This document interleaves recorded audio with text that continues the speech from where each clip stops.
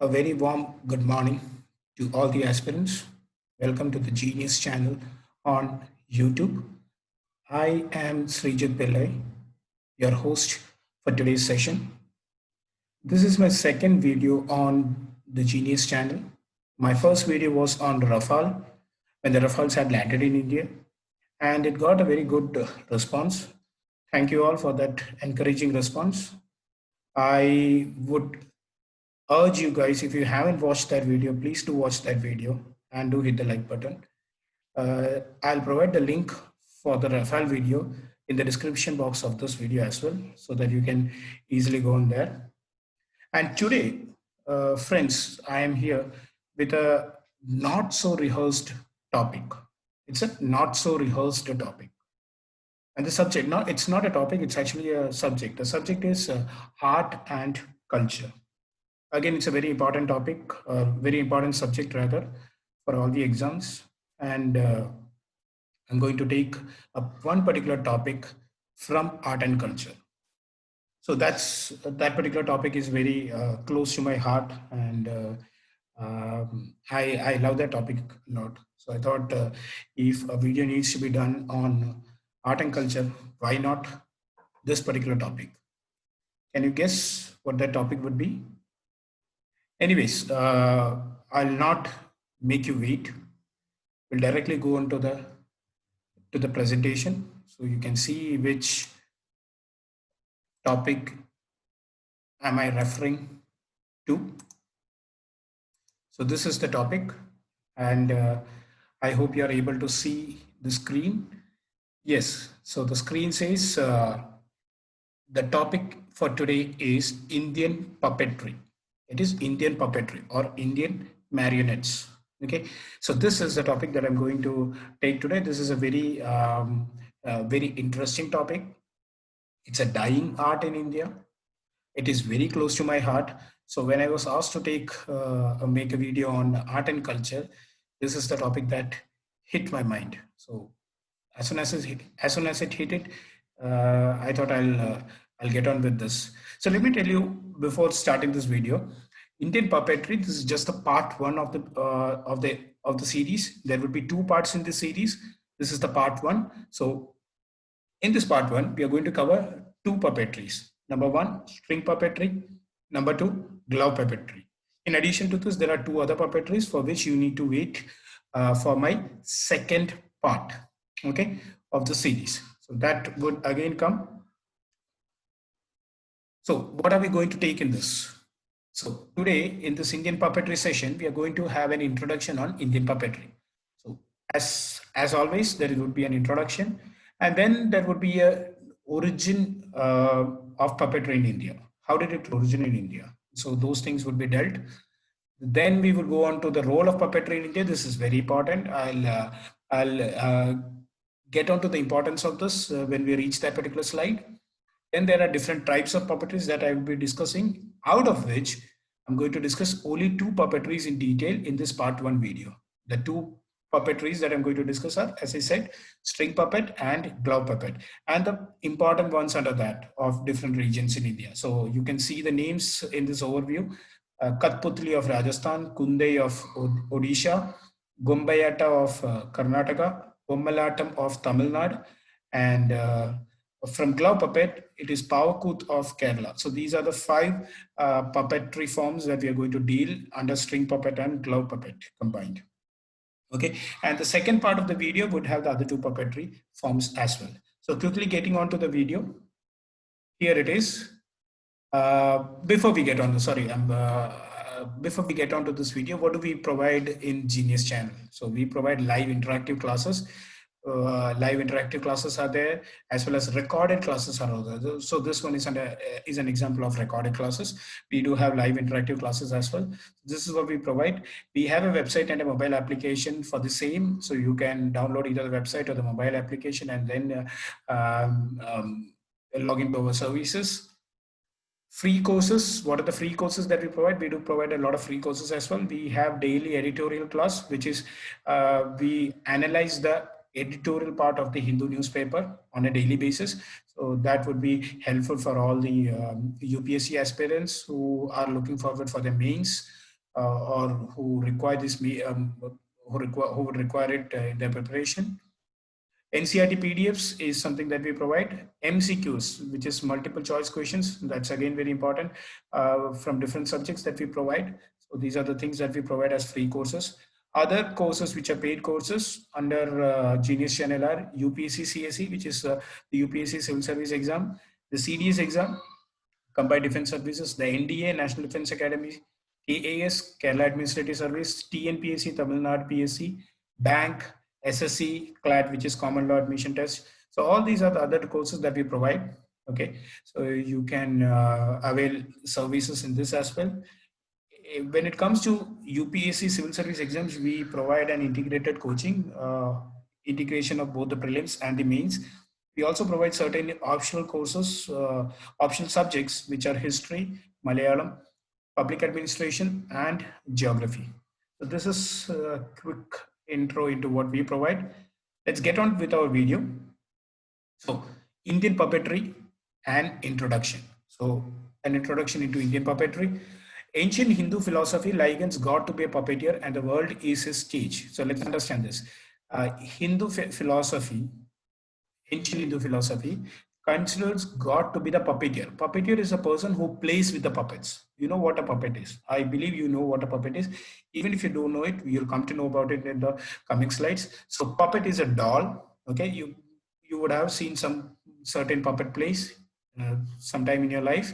So the person who plays with the puppets is the god, and the entire world is the stage where he showcases his presentation. So the god is the puppeteer and he plays on this stage called the world, and the puppets are us. It's not mentioned here, but the puppets are us. Us means the living beings, right? Like you, me, all the living beings are his puppets. His in the sense gods.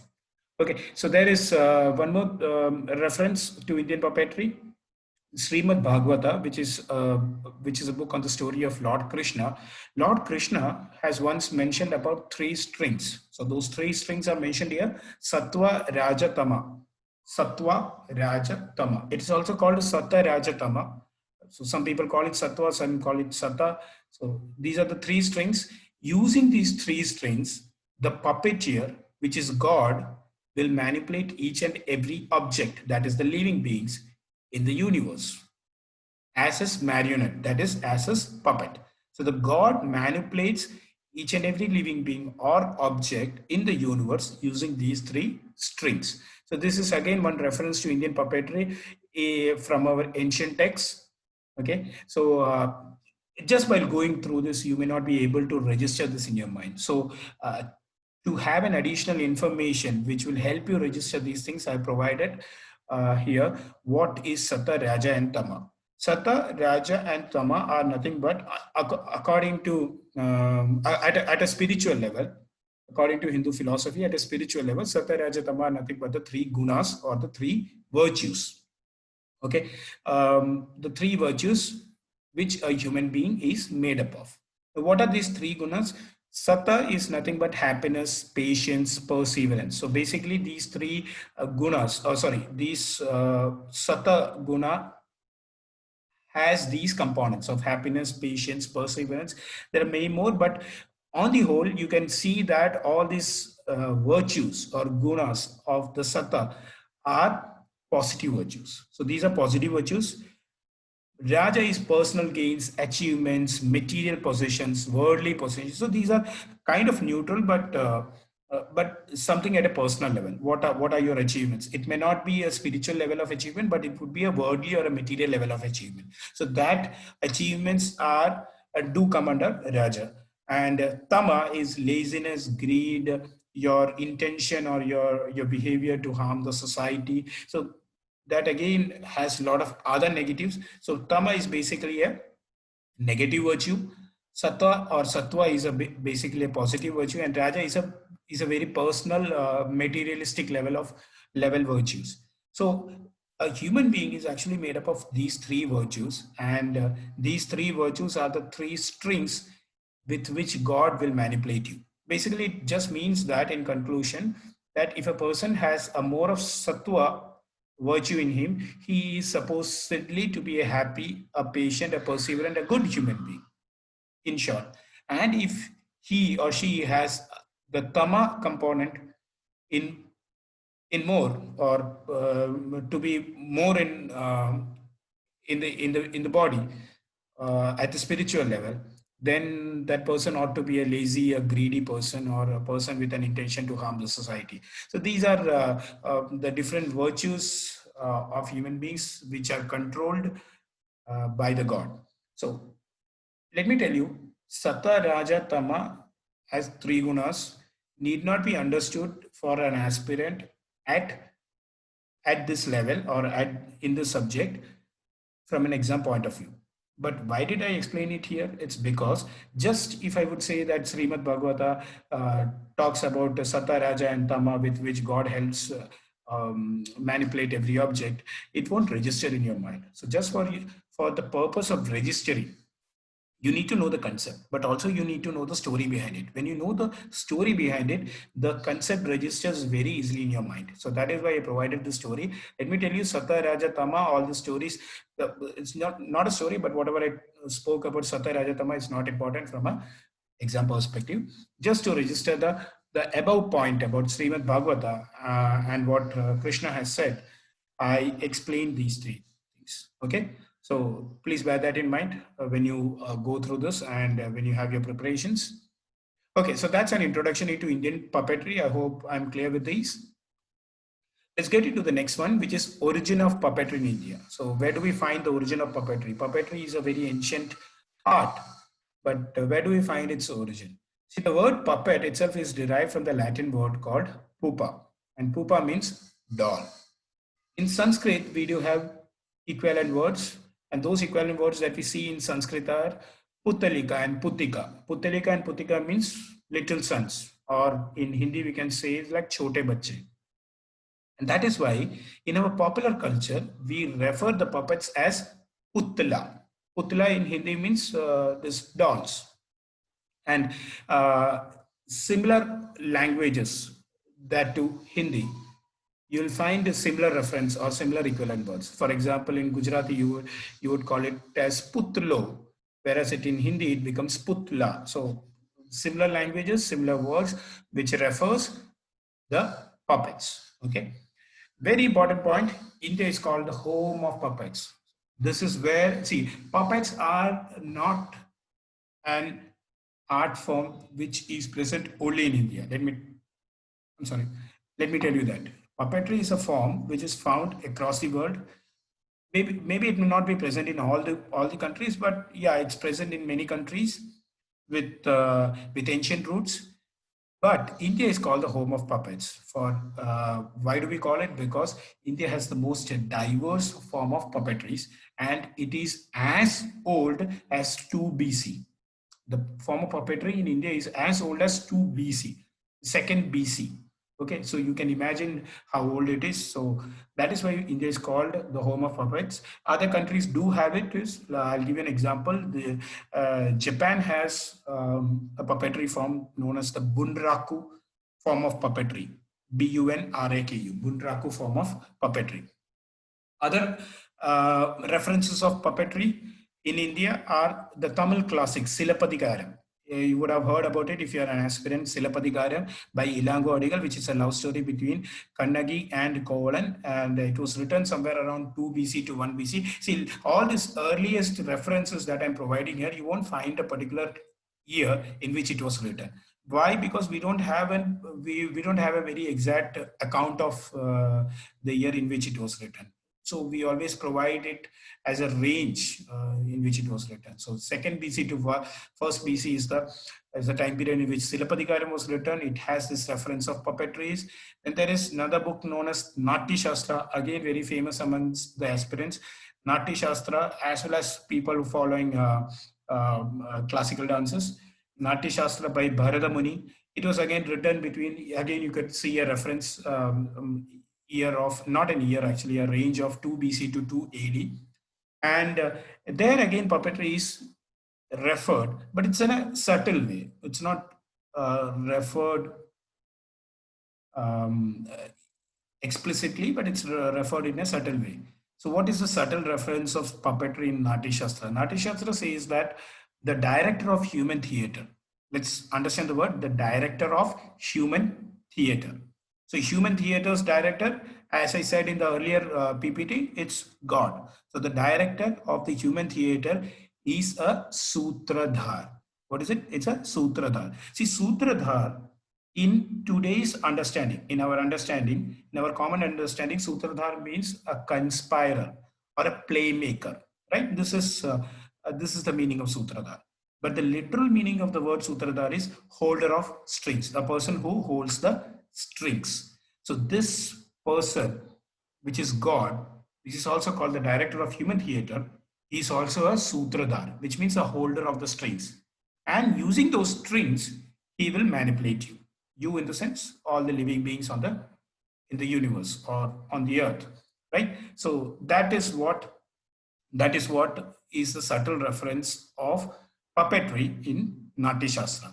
Remember Silapadikaram, I have underlined certain things here and there. So Silapadikaram is a Tamil classic written by Ilango Edigal. So that is an additional info that you get in this, which is not directly related to your puppetry, but still you get that information here.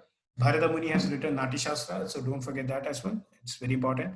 Okay, so going forward, so this is the origin of puppetry. Let me tell you, there are other references of puppetry as well.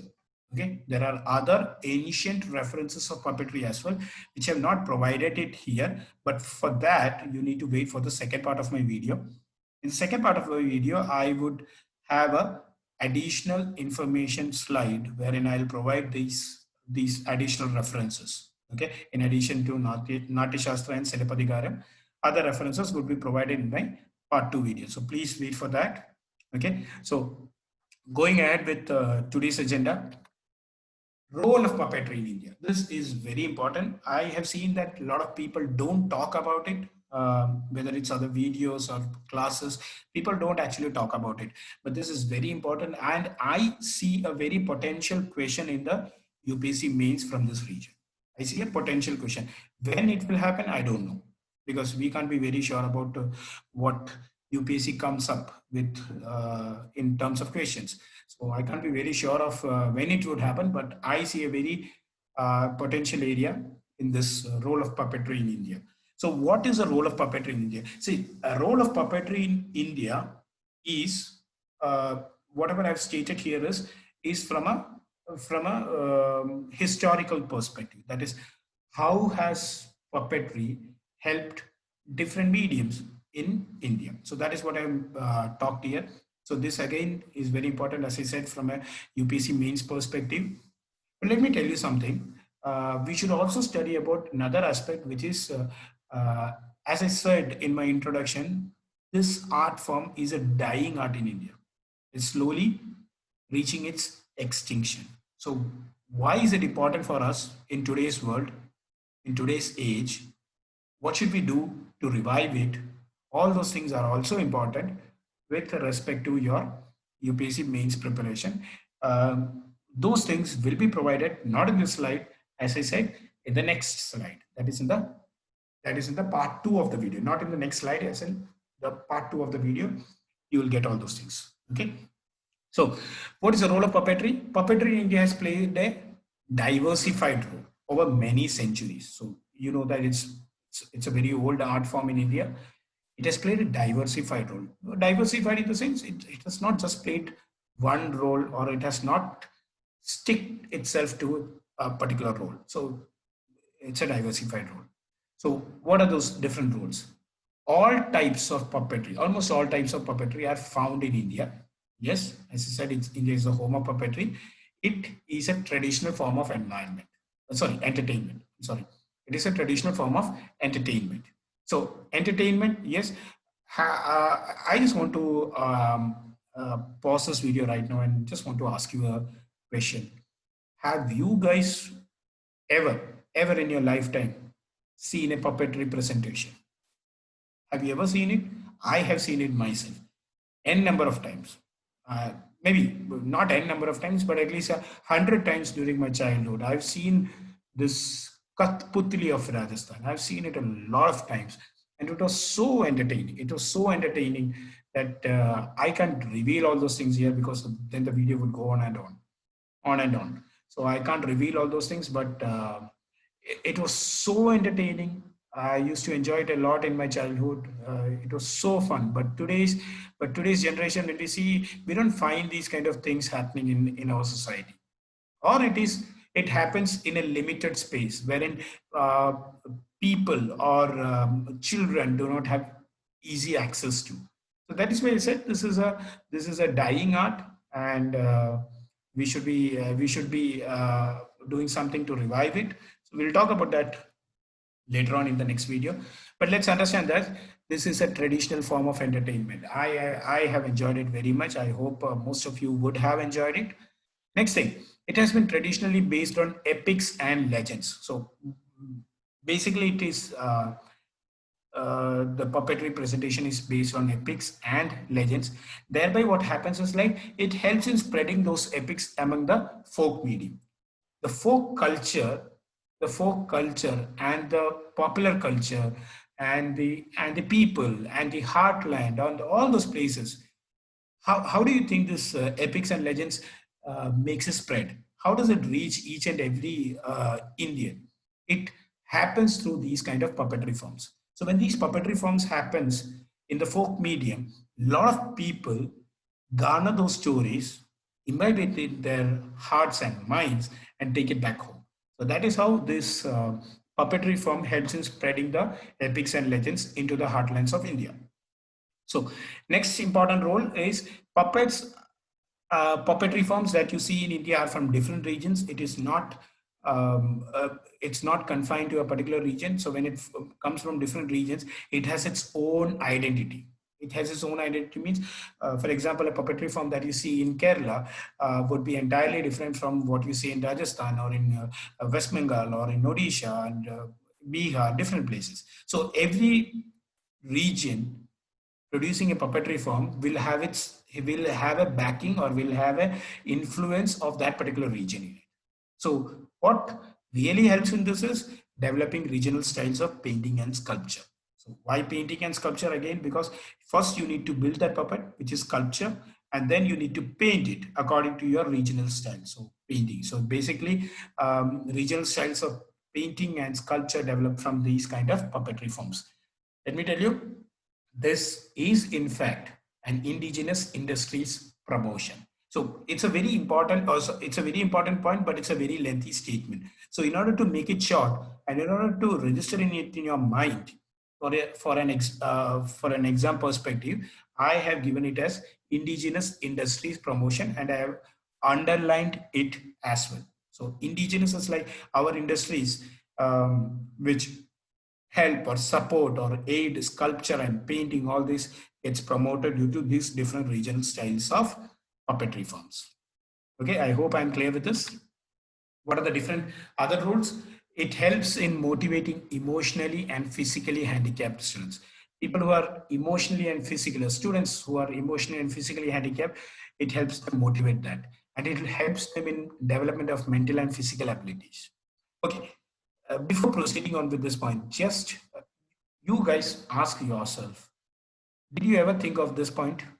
Did you ever, you would have heard about puppetry, not just in this video, from other different sources as well. But did you ever think of this particular point, that it would have helped handicapped students uh, in their mental and physical, in the development of their mental and physical abilities? I don't think so. Most would have, even if you would have read it, most would have ignored that point. So this is very important. So this is again one of the reasons why we should be promoting puppetry in India at this point. As I said, it's a dying art. Let me tell you that some schools in India, even now, promote puppetry in the schools just for the development of the mental and physical abilities of the school children, or that particular school children. So, showcasing some subjects or some concepts or some stories to puppetry help in the mental and physical development of the children there. So, puppetry is used even now in some schools, but just a few schools here and there. Puppetry has also been used to run awareness programs. Now, did we know about it? I knew about it, but I'm not sure if everybody else knew about it. So conservation of natural and cultural environment, that again has been promoted through awareness programs using puppetry. Again, a very good thing. Connecting through puppetry. Why? See, connecting through puppetry is like people who are involved in puppetry, involved in the sense designing the puppets, developing the puppets, producing the plays, communicating to the audience through the plays. All these things combined will help in the all-round development of the child or the person, whoever is involved in it. So that is why if you connect through puppetry, that helps in overall or all-round development. Why did I say this? Is because see, whenever you study a new art form, you're so engrossed in it, such an extent that your all-round development happens without your knowledge. Without your knowledge, your all-round development happens. See, I for some time I was into this bottle art form, and I was so engrossed that the creative side of my brain started producing new ideas for the bottle art. So this is just my example that I'm trying to tell you. If you are into certain these kind of art forms, it definitely helps in all-round development of that child. What else? Expressing Puranic stories and legends. As I said, like Puranic stories, legends, and epics are expressed through puppetry. It helps. Uh, it helps in developing your creativity, like painting, sculpture, music, dance, drama, and most importantly, teamwork. So you need painting, you need sculpture, you need music, you need dance, you need drama. All these things are required while enacting a particular presentation, a puppetry presentation. So when you're expressing such things through this art form, all this creativity develops in you. And most importantly, teamwork. Because see, a puppetry form of art can't be represented by a solo person. It requires a group of 4 or 5 people. So it helps in your teamwork as well. So puppetry overall, it's a very good thing for your development, which we have ignored sadly in India at this point, and it's on a decline. Okay, so we'll talk about that later on in the next video. So this is the role of puppetry that I wanted to tell you. What are the types of puppetry in India? The types of puppetry in India are 4 types. String is there, string puppetry, glove puppetry or glove puppets, road puppets, and shadow puppets. So, what is this division about? This division is based on the material that we use, the mechanism that we use, and the methodology that we use. So, the materials, the mechanism, and the methodology for showcasing a puppetry art form. On the basis of that, we can divide it into string puppets, glove puppets, rod puppets, and shadow puppets. Let me point it out. Out of these 4 puppetry forms, I'm only going to take string and glove puppets. I'm only going to cover those 2 puppetry forms in today's video. The other 2 would be taken up in my next part 2 video under this title. Okay. So what are we going to follow as a template here?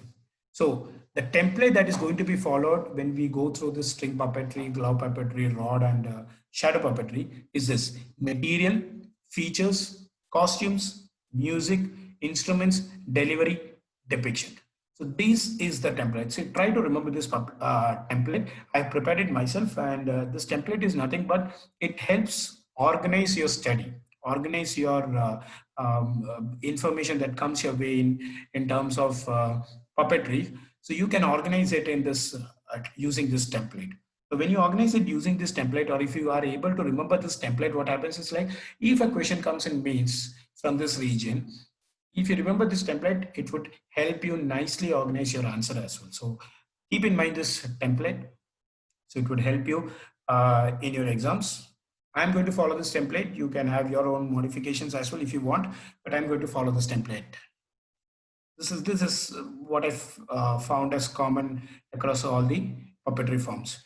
Maybe some like some instruments or some costumes may not, data won't be available for every puppetry, but most of them are available for most of the puppetry forms. Okay, this is the template.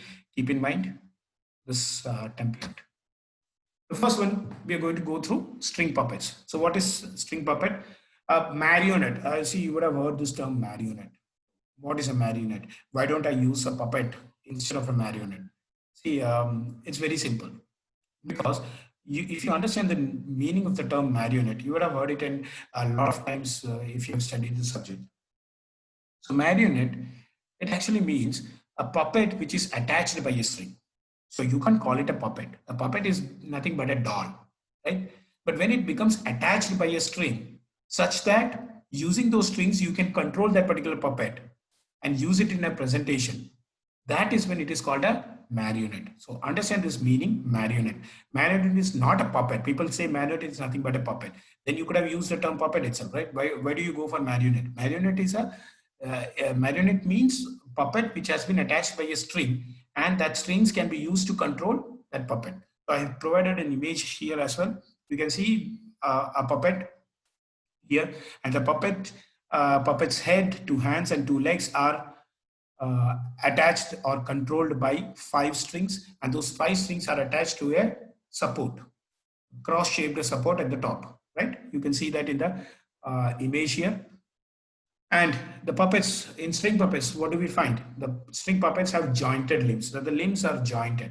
I mean, it's not free flowing, but the limbs are jointed. And it is one of the oldest forms of puppetry. You can easily say that it is the oldest form, but it is, to be on the safer side, we will call it, it is one of the oldest forms of puppetry in India. More importantly, it is the most articulate one. What do you mean by articulate? Articulate means detailed one. See, it's not a person who is enacting the expressions on a stage, right? In a puppetry form, it's not the person who is doing that. It's a puppet who is actually doing that. But the puppet cannot do it by itself. Somebody has to control it. So that is the puppeteer. The puppeteer controls it using the strings. Now, when does it become more articulate? It becomes more articulate when you have more number of strings, and using more number of strings, you are able to manipulate the puppet in the way you want.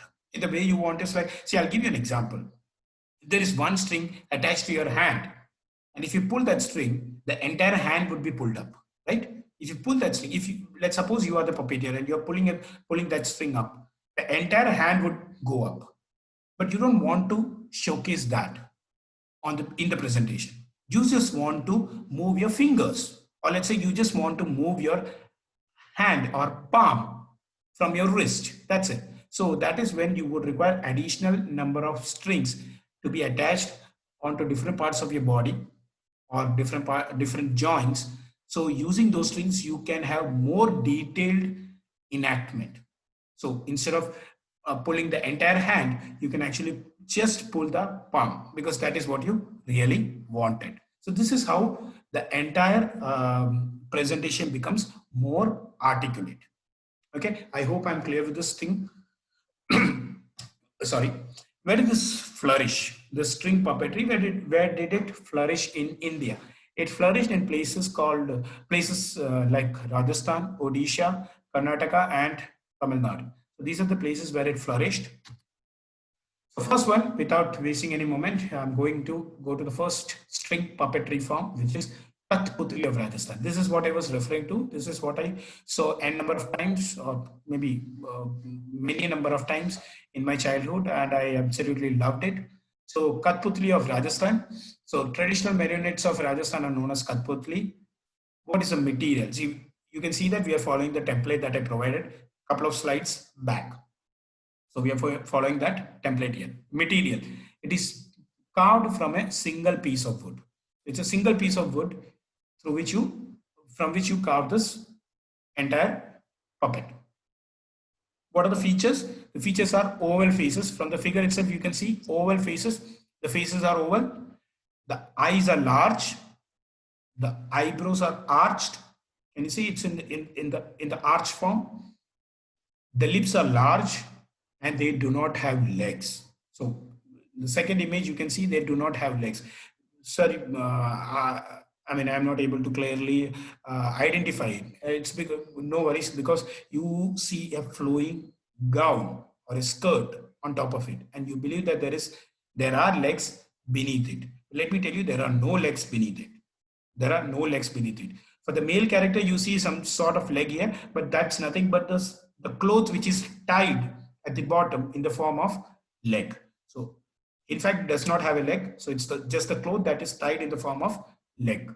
Okay, so that's those are the features here of Kathputli. You need to remember those things. Important ones are underlined here. So whenever you go for a revision, take up this video and go through these underlined portions. That should be helpful for your revision. Kathputli of Rajasthan, again, what are the costumes? The costumes and headgears are designed in medieval Rajasthani style. So all the Rajasthani style that colorful, flamboyant styles of Rajasthani folk culture, you can see that here. So can you see the dresses? It's flamboyant, it's colorful, it's so vibrant. That's the medieval Rajasthani style that's clearly visible here. And long trailing skirts. Long trailing skirts. The skirts are long. You see, it's very long. So that's why he said that you believe there are legs beneath it, but there are no legs beneath it. Okay. Music, regional music, that is Rajasthani regional music, that it's a highly dramatized version of that's played here during the presentation. Now, what do I mean by delivery? Delivery means how is the art form showcased or presented on a stage?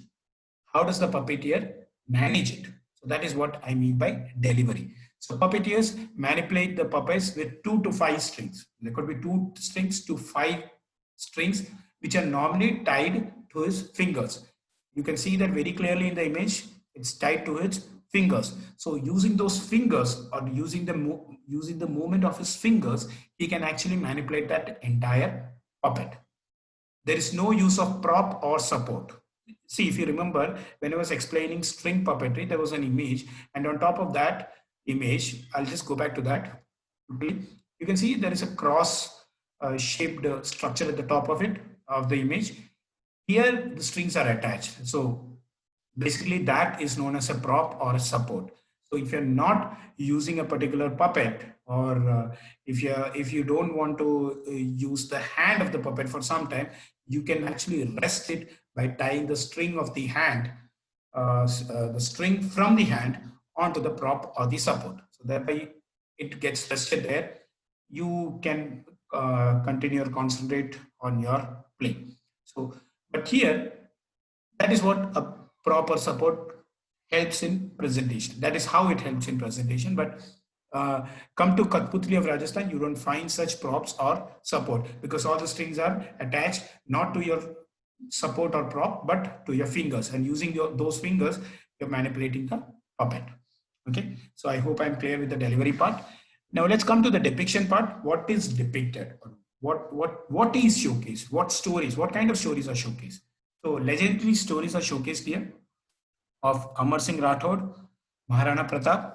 Everybody remembers Maharana Pratap from your medieval India. Rani Padmini. All this stories are presented using the Rajasthani folk music. This is the depiction of Kathputli. I hope I am clear with this. And you can see an image how it's depicted. See, when there are so many puppets here, obviously there are so many puppeteers behind the screen. They are all working together using teamwork. Remember teamwork? I spoke about it during the role of puppetry. So teamwork plays an important role in Kathputli of Rajasthan. Coming to the next puppetry form, it's Kundai of Odisha. What is it? It's Kundai of Odisha. Kundai of Odisha, what is the material used? It's a light wood material, wood which is lighter in form, so lighter in weight, right? That's what is used here. It would be obviously some locally available wood, okay? It would be some locally available wood. What are the features here? I'm sorry. What are the features here? The features are, they do not have legs. Obviously, you can't see the legs here because it's covered by a flowing skirt on top of it. So, as I said in Kathputli, there are no legs beneath the skirt as well. No legs. More joints. But here, compared to Kathputli, you will find more number of joints. So, if you would find a joint in the shoulder, then you would find one joint in the elbow, then one in the wrist. So there are many joints, and many joints means more strings. More strings means more articulate. More articulate means more versatile, and more versatile means more lively and lovely presentation. Remember this thing. More number of joints means more strings. More strings means more articulate. More articulate means more versatile, and more versatile means more lively presentation. Where is it enacted? It is enacted on a mat or a ground. So either on a mat or a ground.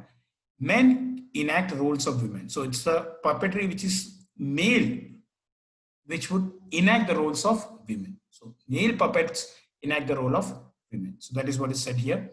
What are the costumes? The costumes resemble the Jatra traditional theatre. See, Jatra is a traditional theatre form. It's again a very important and a very interesting art and culture topic, which is traditional theatre forms. It's again very close to my heart, like this puppetry form. So the costumes that the traditional theatre form of Jatra people wear, that costume you can find it here in Kunde of Odisha. See, Jatra is a traditional theatre form of both Odisha and West Bengal. So that costumes are worn here as well. Long flowing skirts, you can see it here. What are the instruments used during the presentation? Instruments are mridangam, drums, and cymbals. So these are the instruments that are used. Music, popular tunes of the region. See, again, when we hear the term popular tunes of that particular region, remember that it is promoting indigenous industries, right? Promoting rural, popular, folk music. It's a promotion of indigenous industries. So keep that point in mind, which I discussed in role of puppetry. Okay, so there is this popular tunes of the region, and it is also sometimes influenced by the Odishi dance. You remember this Odishi dance, which is a classical dance. So the music of Odishi dance is sometimes blended with these popular tunes. Now let's talk about the delivery. How does the puppeteer manage the puppets and showcase the presentation? The puppeteers are written in brackets as two. So mostly there would be two puppeteers. Okay. They would hold a wooden prop. They would have a wooden prop, a wooden support, okay, which would be triangular in shape, and the strings of the puppets would be attached to that for manipulation. So the prop would be there, to which the strings are attached, and you just need to play with the strings. You, in the sense, the puppeteer. The puppeteer, so as I said, there would be two puppeteers. One puppeteer would be the main puppeteer who would manipulate the puppets as well as do the singing. Do the singing in the sense, during the play you need to sing a lot, right? You need to sing a lot. So that singing would be done by the main puppeteer. And there would be a second puppeteer, as I said. That second puppeteer would also manage the puppets, but his additional responsibility would be that of a drummer. That is, he would be playing the drums. So the first puppeteer would sing and play. The second puppeteer would be a drummer and would play with the puppets. So singing is in such a form that it inculcates humor, that it brings out humor, and it creates humor. People would like to laugh a lot. That is how the singing is done. Now, what is depicted here? What kind of stories are depicted? Local legends. Again, let's remember local legends, regional identity, role of puppetry. Remember that slide? So from there, local legends are depicted. Puranas are depicted. Stories of Krishna and Radha are depicted. So Krishna and Radha story, Radha Krishna stories are depicted. What is the most famous depiction that you see in Kunde? See, there are other depictions like Sakhi Kunde and Gopalila Kunde and all. So the most famous depiction is Gopalila Kunde. Gopalila Kunde is nothing but the story of Radha and Krishna. So Gopa is Gopal, which is Krishna, and Leela is Gopal's Leela. So the story of Radha and Krishna, which is the most famous depiction under Kunde of Odisha, and that's known as Gopalila Kunde. And that exactly is what you see here on the right hand side in the image. Okay. That is what you see here. Gopal Leela Kundai puppet is what you see on the right hand side. This is just a performance of it. I found this one in the net, and it's just for your understanding. Let's get on to the next one, which is Gombayata of Karnataka. Gombayata of Karnataka. This Gombayata is a string puppetry form of Karnataka. Actually, there are two puppetry forms. This again, I don't see a lot of people talk up. A lot of people do not talk about two forms of Gombayata. Actually, there are two forms of Gombayata. One which is famous in northern Karnataka, known as Yakshagana Gombayata, and one which is famous in the southern part of Karnataka, around in and around Mysore, which is known as Sutrada Gombayata. So the northern part, Yakshagana Gombayata is famous, and to the southern part, in and around Mysore, you will find Sutrada Gombayata, which is famous. What is the material used? Light material. Obviously, you need to see, always remember the material that would be used would be mostly wood in case of string puppets. And that would be rot resistant as well as light. Rot resistant is like you are playing it, right? In an outside environment. So rain, moisture, these things should not rot your puppet. Then it would be rendered useless. So that is why rot resistant wood would definitely be used. And always remember that it would be light. See, you need not remember these things. If you understand, see, just imagine you are a puppeteer. See, all my suggestion to all my students is whenever you are studying a particular subject, try to put yourself in that particular shoes. You're doing Gombayata. You are the puppeteer. What if the puppet is huge, not huge in the sense very heavy, made up of a very heavy wood? Would you be able to pull it up? Would you be able to manipulate it? Would you be able to showcase it in a better way? I don't think so. So that's what you need to understand here.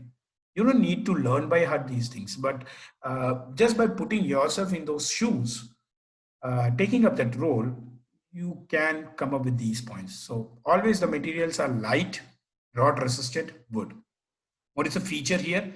The height is 1 meter. So pretty good height, 1 meter. And the weight is 6 to 8 kgs. 6 to 8 kgs is not the heaviest, because I know that there is more heavy or heavier puppetry form which is going to come.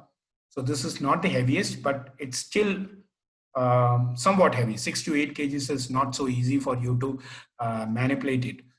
But these people, then everybody can't do it, right?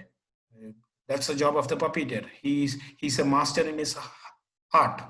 So when he's a master in his art, he can do it. Now, that's the weight and that's the height that I mentioned.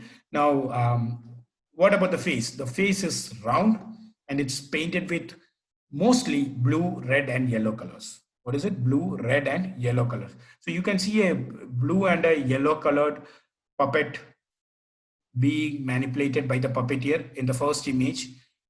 And what does these different colors or these faces depict, or these puppets depict? These puppets actually depict a hero, demon, hunter, or a sage. So let me again tell you that whenever somebody says that my art form depicts a hero, a demon, a hunter, and a sage, it points out to nothing and nothing but Ramayana. So the moment you hear these terms known as hero, demon, hunter, and sage, or you just need to, you just need to ask yourself, which stories where you will find a hero, a demon, a hunter, and a sage all coming together? Where do you find it? You find it in Ramayana. So even if it's not mentioned anywhere explicitly, but the moment you hear these terms coming together, the word that should strike your mind is Ramayana. Okay, so those are the stories mainly depicted here. Yakshagana Gombayata. So I'm just pointed out two more important points. One from Yakshagana Gombayata and Sutrada Gombayata. Yakshagana Gombayata has joints in legs. They have joints in legs, which means they have legs. So that is why they have joints in legs. They would have shoulders, elbows, hips, knees, ankles. All these points are, all these body parts have joints. So the more number of joints, it's more stylized and more articulate. So puppets are highly stylized. I'll show you a stylized form of puppet. The one, I'm taking you back to the previous slide. Here on the right hand side, you will find a puppet. I did not mention it here in the slide, but I mentioned it now.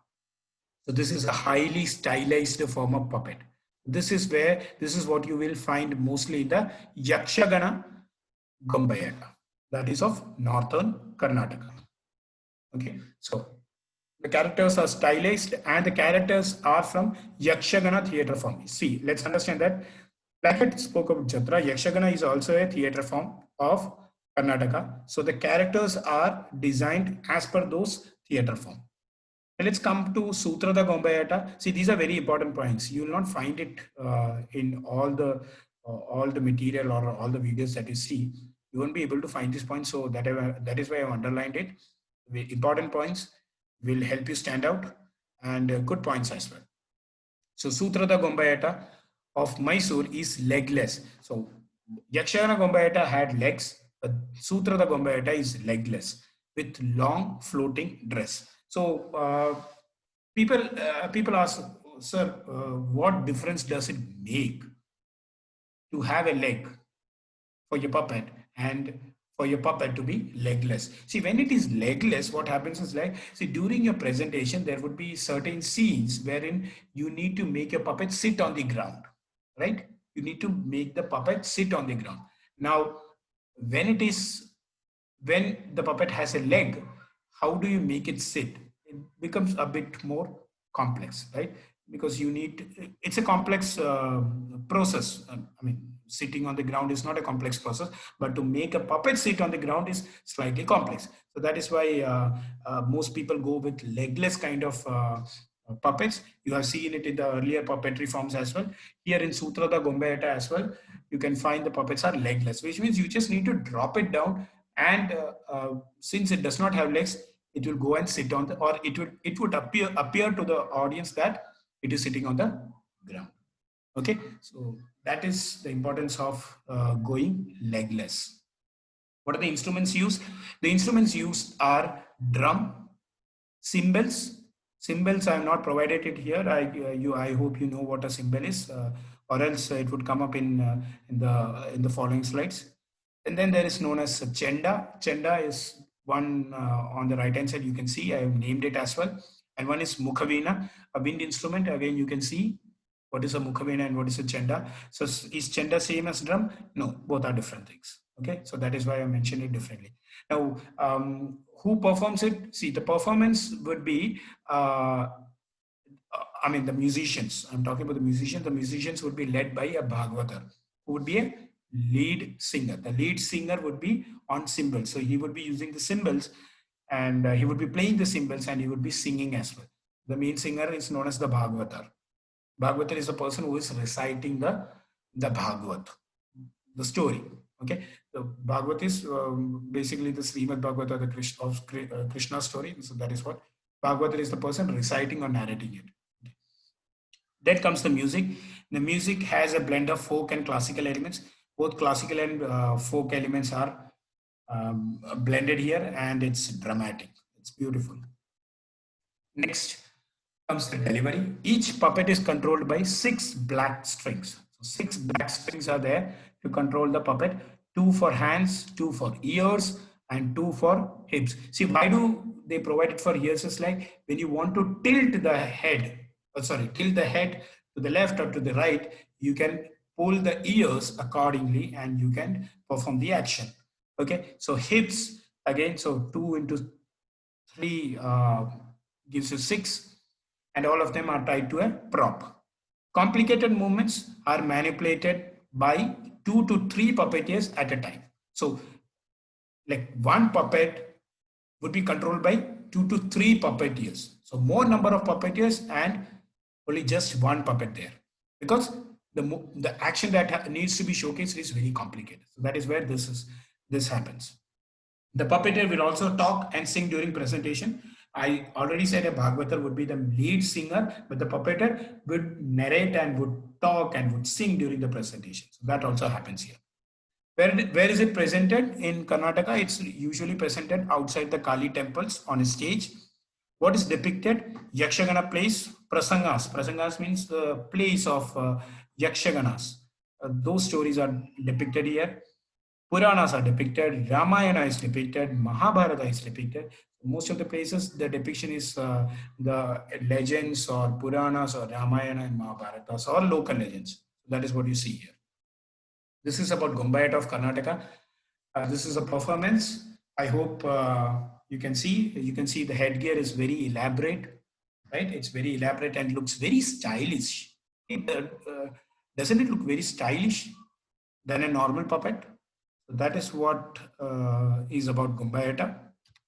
Moving further, we have Bommalata. What is it? Bommalata. Bomma in Tamil means putla in Hindi. Bomma in Tamil means putla in Hindi or puppet in English. So Bammalatam. Atam means dance or a presentation or a show. So Bammalatam is nothing but you're showcasing or having a presentation using the puppets. So puppetry from Tamil Nadu is uses a combination of both rod and string puppets. See, it mostly uses string puppetry or strings for controlling the puppets, but it also uses rod. So it's a combination of both rod and string. But as CCRT mentions it under string puppetry, I have also mentioned it as, I mentioned it under string puppetry form. So both rod and string combination technique, you can see that very clearly in the image. This is a person from Tamil Nadu who is playing Bommalatam, who is showcasing Bomalatam, and you can see his in his hands there are two rods. I have even highlighted it, two rods and two strings, not two strings, I think four strings are there. So rods are there, strings are there, and using a combination of rods and strings to manipulate the puppet. Material made of wood, obviously. Features jointed arms and hands which are manipulated by rods, not just rods, strings are also there. This comes the most important feature of Bombellatam. Aspirants, please note this down. This is the largest, heaviest, and most articulate of all traditional Indian puppets. Whatever you study, whatever you have studied till now, whatever you're going to study in my part 2 video, out of all of them, this puppetry form is the largest, the heaviest, and the most articulate form. Largest in the sense, size-wise, it's largest. How large it is? It is as big as 4.5 feet in height. Can you imagine 4.5 feet? Like the height of a like the height of a teenager, like the height of a teenager. Such huge puppets are used here. So when huge puppets are used, it would be heavy, of course. Won't it be? It would be heavy. So it's the heaviest of the lot.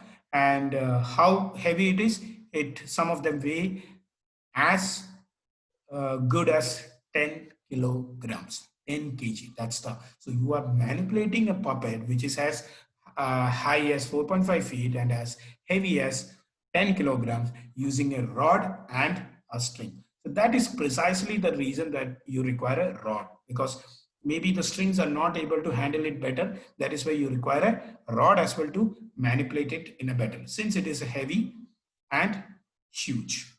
Okay, so with this, I just wanted to point out, you need to imagine the difficulty, the dexterity, and the capability of the puppeteer who is manipulating such a heavy and huge puppet. Imagine how dexterous would be his fingers. Imagine how capable would he be to showcase a presentation using such heavy and huge puppets. Just imagine it. See, what I'm trying to inculcate here is my style of teaching or my style of learning is to put myself in that particular shoes and then imagine how hard it would be to showcase a presentation. Using that, what happens is like I need not remember all these things. These things get automatically registered in my brain, and whenever I need, I can reproduce it. So that's my kind of learning or teaching. So that's why I asked you to imagine it.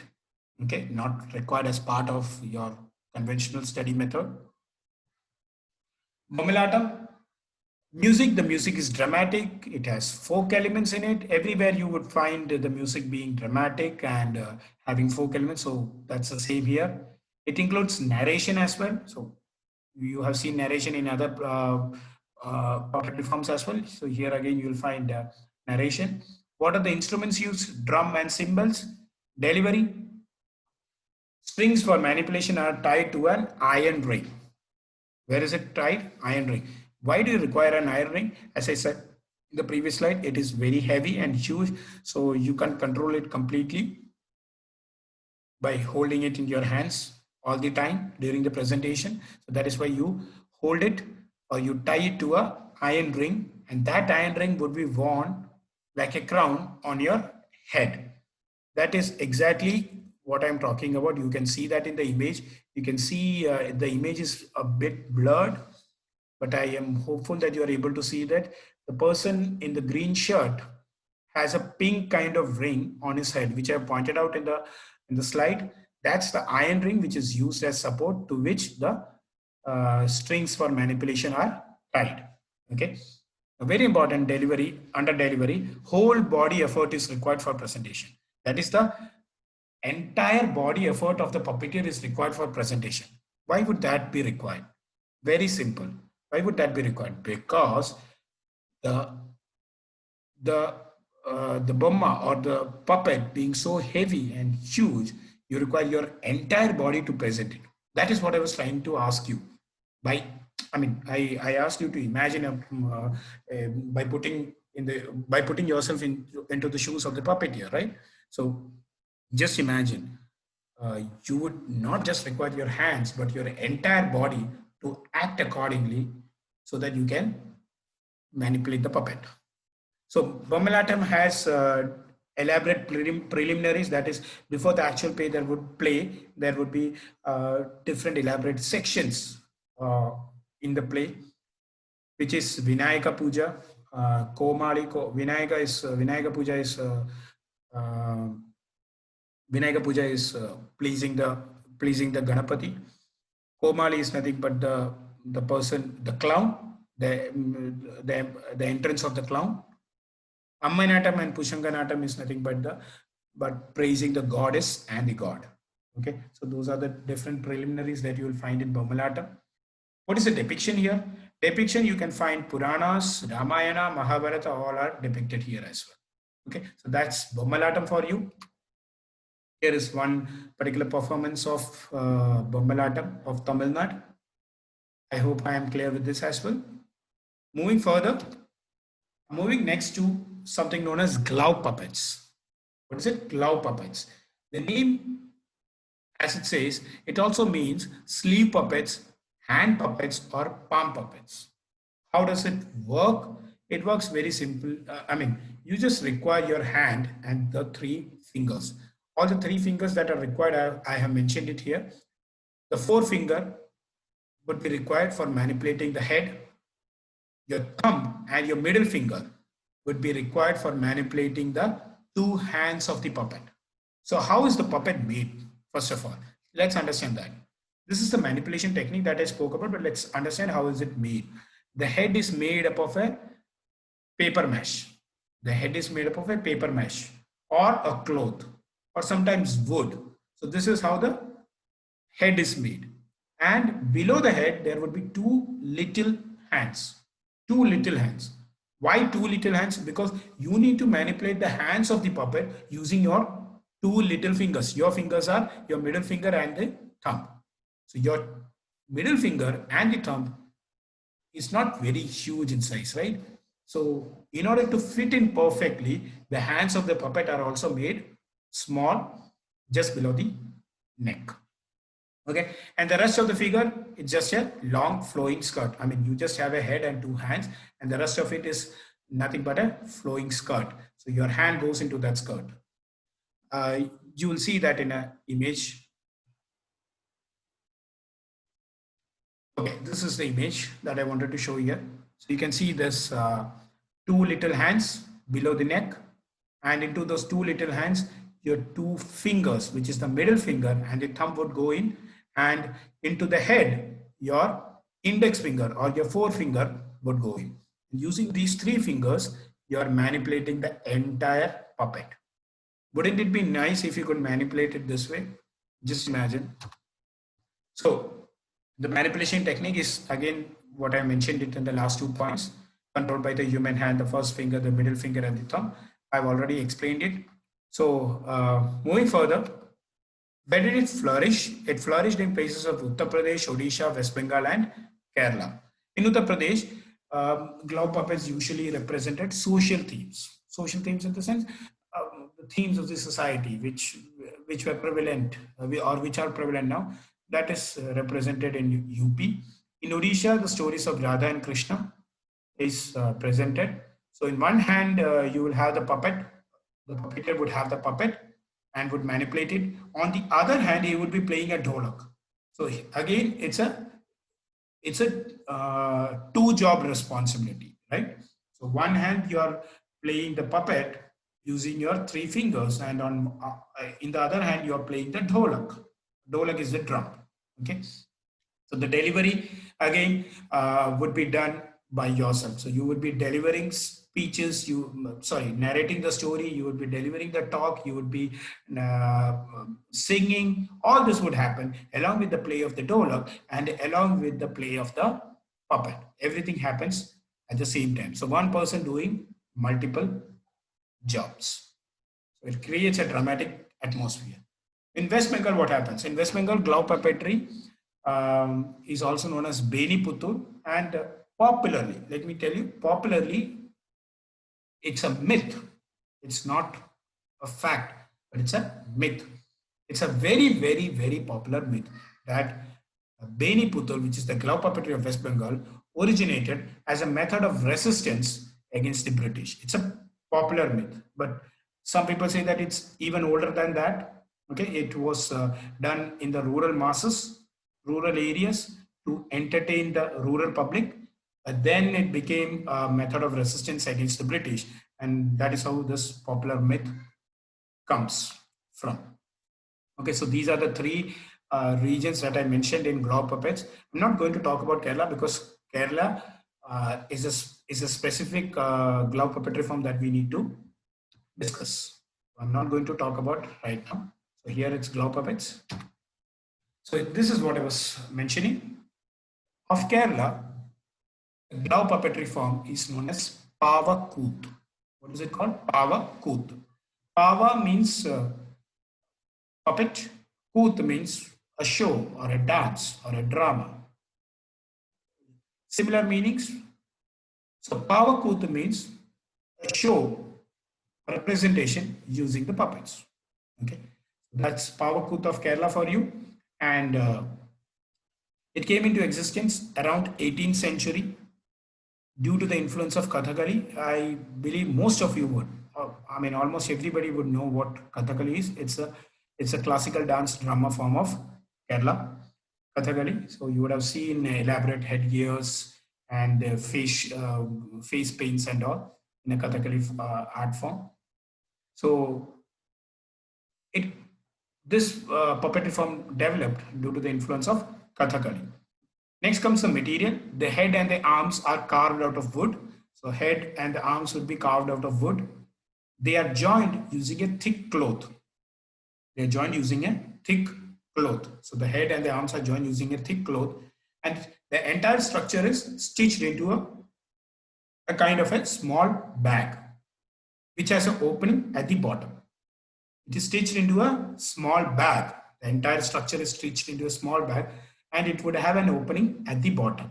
And that is from where you would insert your hand, and then you would manipulate the puppet. You can see in this particular image the hand of the puppeteer at the right bottom corner. You can see the hand of the puppeteer, how it goes from beneath the skirt into the head and into the hands of the puppet. Okay, so that is how the puppet is designed. Features: the height of the puppet could be 1 feet to 2 feet. It could have a height of 1 to 2 feet. The face of the puppet are painted with decorated with paints.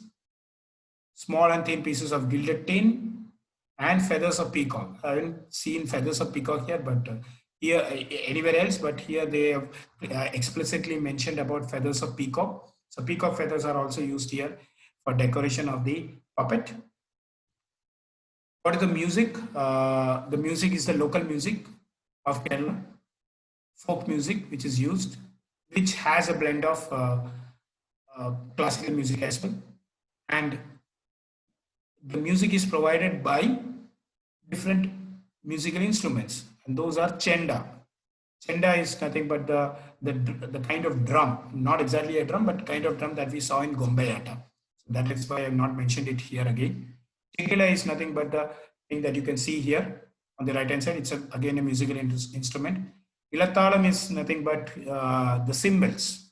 Normally it's called cymbals, but in Kerala it's called Ilathalam. And that you can see on the right. And Shank. Shank, everybody knows what a Shank is. I'll provide the image as well. Now, how is the delivery done? The delivery, the manipulator or the puppeteer would put his hand into the bag and move the hands and the head of the puppet. So what moves in this puppetry form during the presentation? Only three things move here. One, the head, and the other two things are the two hands of the puppet. These are the only three things that moves in this puppetry form. But why am I stressing on this point is like in the earlier puppetry forms, you would have seen that hands move, elbows move, wrists move, shoulders move, hips move, different parts of the bodies move. But herein, you just have a head and two hands. So what else could move here? Only these three things. Only these three things would move here. The puppeteer would sit on a ground in a small enclosed space, and that is where he would showcase his presentation. What is depicted here? Again, the themes are from Ramayana and Mahabharata. So these are the things that I wanted to show you in case of Pavakut. I hope I'm clear with my explanation. This is a Pavakut performance that you can see in the image. There are two puppeteers and both of them are holding two puppets in their hands, and they are manipulating. They are enacting a play, showing a performance, probably from Ramayana or Mahabharata. They are showcasing it, right, as a play. So this is Pavakut of Kerala. And in glove puppetry, we just need to study one in detail, and that is Pavakut. So with this, your glove puppetry is done and your string puppetry is already done. So this is what I wanted to cover for today. What is pending here is rod puppetry and shadow puppetry. And in addition to that, some additional interesting points regarding your origin of puppetry, the references that you can find in other books from ancient India. So those references, as well as puppetry as a dying art form, how it can be revived and all those sort of stuffs. Yeah, means perspective. And rod puppetry and shadow puppetry, all these things will be covered in a detailed video like this, which would be a part 2 video or under this title. So keep watching Genius channel, keep watching this space or part 2 of my video on Indian marionettes. Okay. On Genius channel, how can you follow us? You can WhatsApp at this number, WhatsApp or call regarding your doubts, regarding inquiries. You can WhatsApp or call at this number, 99959166183. The mobile app, which can be downloaded for your study purposes, Genius channel, website, www.geniuschannel.net, Telegram channel, Net Studies, wherein we provide a lot of free stuff, materials, Google Play Store, Genius channel again. I mean, you can find the app from Google Play Store. So this is what you can find it here. I hope I'm clear with my video for today. And before ending the video, I just wanted to tell you that you can post in your clarifications, your doubts in the comment section of the video so that I can come back to you. I can explain it to you if you haven't understood anything. And as I said in the beginning of the video, please do go and watch my Rafael video. I will provide the link in the description. And about this video, just let me know your thoughts, your doubts, your clarifications. I'll come back to you. If you find this video lively, helpful, and useful, please do hit the like button. Please do comment in this section and do subscribe to the channel. Thank you guys. Thanks a lot.